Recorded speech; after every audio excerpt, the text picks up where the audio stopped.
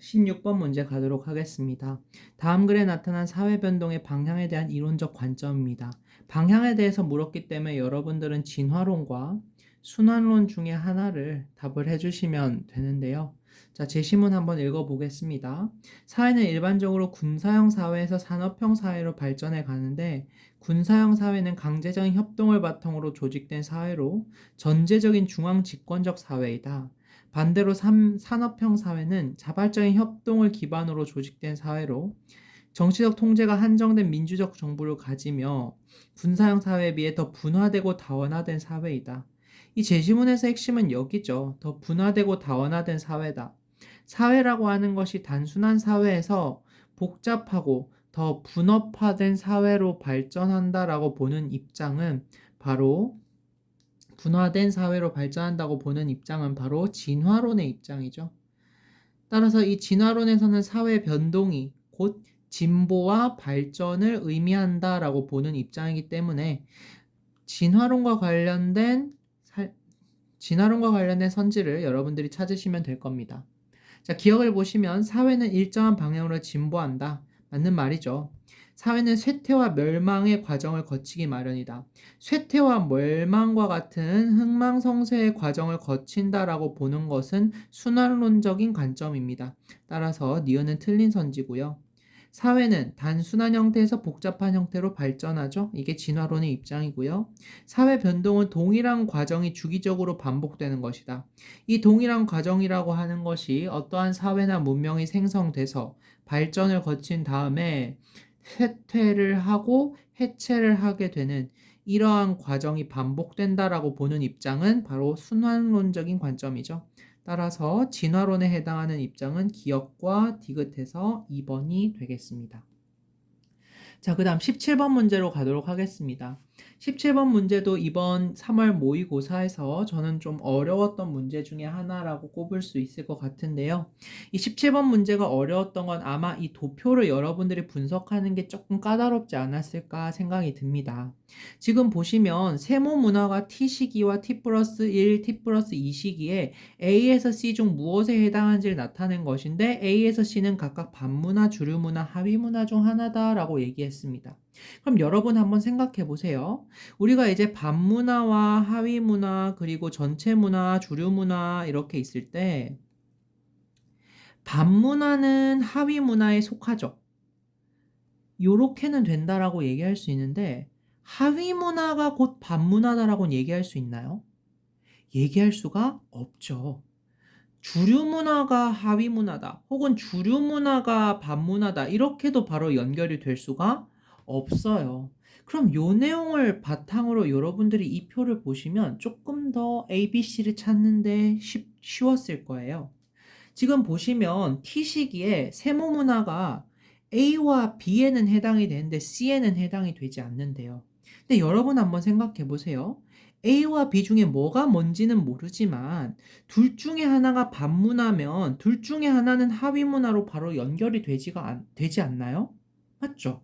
그러니까 T 시기에 A나 B 뭐가 반문화고 뭐가 하위문화인지 모르지만 T 시기에 세모문화가 반문화라고 생각을 한다면 반문화는 곧 하위문화에도 해당이 되니까 둘 다 동그라미를 칠 수 있을 것이고요. 그리고 반문화는 주류문화에 저항하는 문화이니까 주류문화가 되진 않겠죠. 그러니까 우리가 일단 T 시기의 자료를 통해서는 A와 B 중에 뭐가 반이고 뭐가 하위인진 모르지만 일단 주류문화는 찾을 수 있다라는 걸 알 수 있을 겁니다. 자, C가 주류문화고요. 이 상태로 이제 T 플러스 1 시기를 가면 여전히 세모 문화는 A 문화에 해당이 되지만 B 문화에 해당이 안 됩니다. 그럼 여러분 생각해 보세요.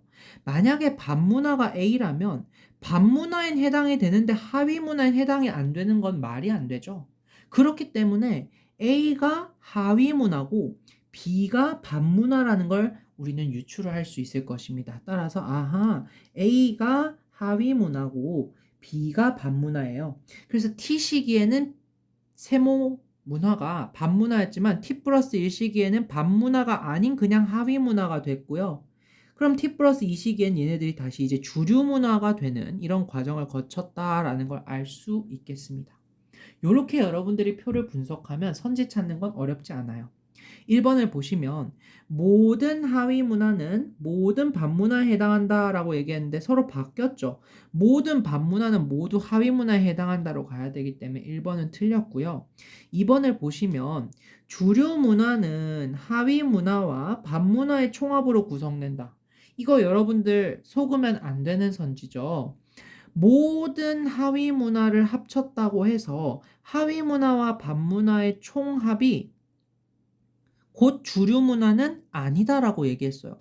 예를 들어서 여러분의 학급 30명이 있는 여러분의 학급 중에 1번 친구와 2번 친구와 3번 친구가 즐기는 문화, 그리고 5번 친구와 7번 친구, 9번 친구가 즐기는 문화, 그리고 10번, 14번, 16번 친구가 즐기는 문화, 이런 거를 다 합친다고 해서 그것이 곧 30명이 다 즐기는 문화가 되나요?